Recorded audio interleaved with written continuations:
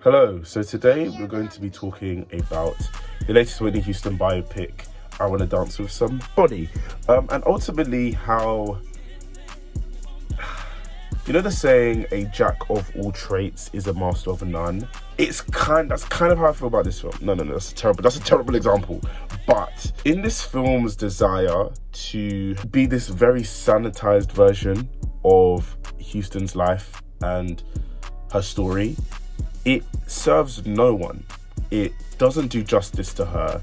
It doesn't do justice to her legacy. It doesn't do justice to her music. It doesn't do justice to her as a person. And one of the first points I'm going to talk about is basically just the purpose of this film. And I think this film doesn't have a clear purpose, or it just doesn't have purpose at all.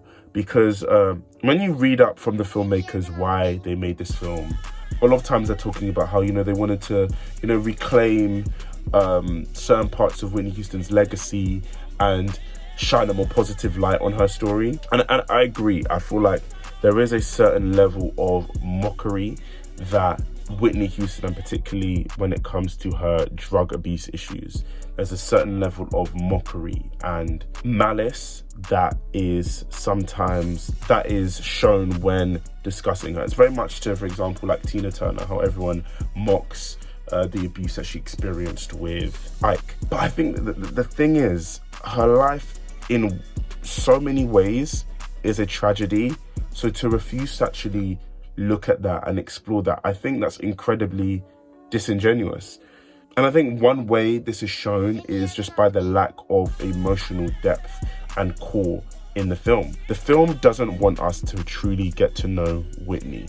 The film feels like we have this actress playing Whitney, and it's just like she's just experiencing the life events of Whitney Houston, and it's like there's no real evolution, there's no real understanding of just how the character actually feels about the things that are going on around her and the things that she wants. And I think a lot of the reasons why I'm able to call this film out on its ball is I watched these two amazing documentaries on Whitney Houston. There's one called Whitney, Can I Just Be Me, or Can I Be Me?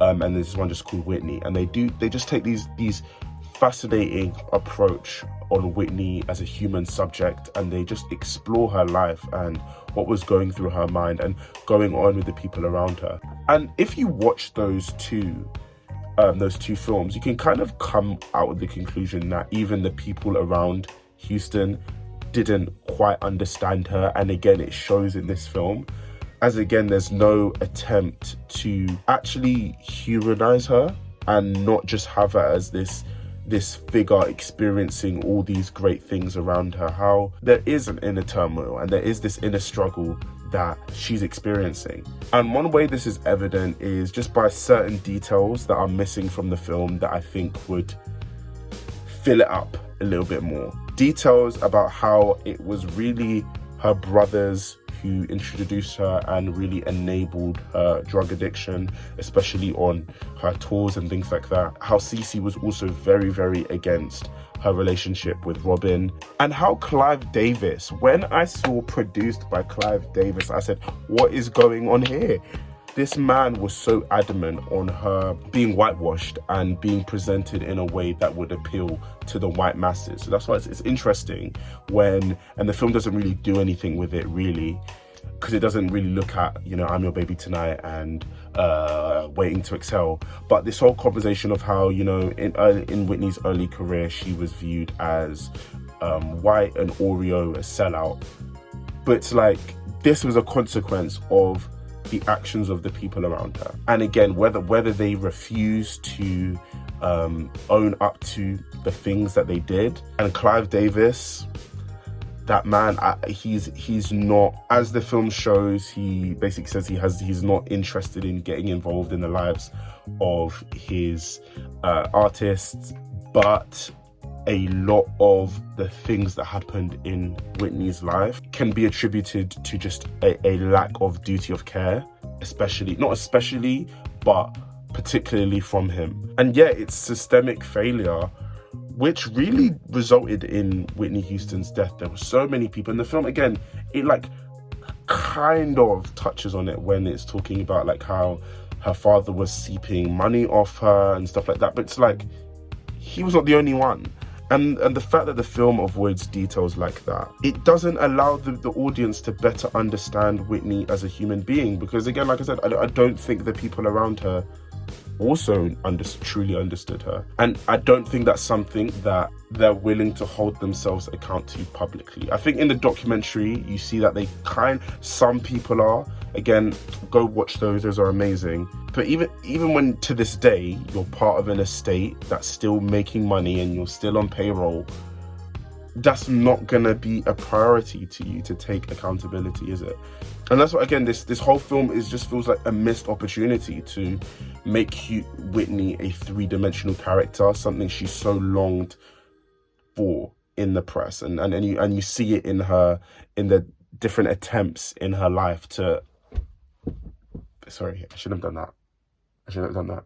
But it was so much of her goal to be seen as a human being, someone who struggles and isn't this strong black woman all the time. It's just a shame. Again, I think I've already said, but she goes through this film with no sense of progression or development. And then it's just like, okay, bam, drugs is just like this real problem.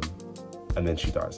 I don't know. And it's weird again that there isn't much of an acknowledgement that the drugs were pretty bad from pretty much the beginning of her career. So yeah, I think that's just, again, I've said it a few times, but that's just my main problem with this film is the makers, the people behind the film. And I'm not gonna, actually no, I'm gonna come for the screenwriter, because a lot of it is in the script, which I can imagine the estate and the people around her probably had quite a bit of control and a lot of license to what went in and what didn't go in. But yeah, it just seems like the people around her are still incredibly unsure of who Houston is. And it's a tragedy and it's a shame that an audience will come out of this film knowing, yes, Houston can sing, but without truly understanding who's behind the voice. And that's just a failure, because you've ultimately failed at what the purpose of a biopic is.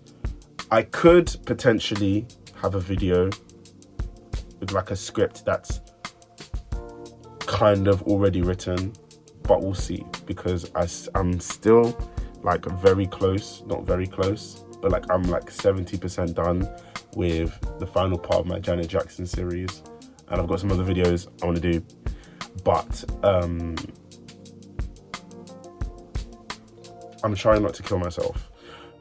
I'm trying not to I'm just taking my time, to be real. But yeah, I think in conclusion, go watch Whitney. Go watch Whitney. Can I be me? Can I be me? That's what it's called. And also I've got some. So this book is excellent. I would recommend this book. It's a great read, but it's just packed with so much knowledge and information that really contextualizes and brings some intersectionality. Yeah, illuminates Whitney Houston's experience Whitney Houston's life as an intersectional experience. This is what this book does a really good job of. I haven't got the second book I'm going to recommend, but it's called A Song for You by Robin Crawford, who again was very close to Whitney at one point. And again, the fact that she was just kind of shunned away, and the film again doesn't really explore that, but how everyone was just really hostile to her. But anyway, like, I would recommend that book too. But I don't know, like, it's just a very like 5 out of 10 mid. And the actress, she kind of looked like Brandy, so it was just really it was so distracting. And also, why didn't they mention Waiting to Exhale? Not once. I found that really weird. I found that really weird. But yeah.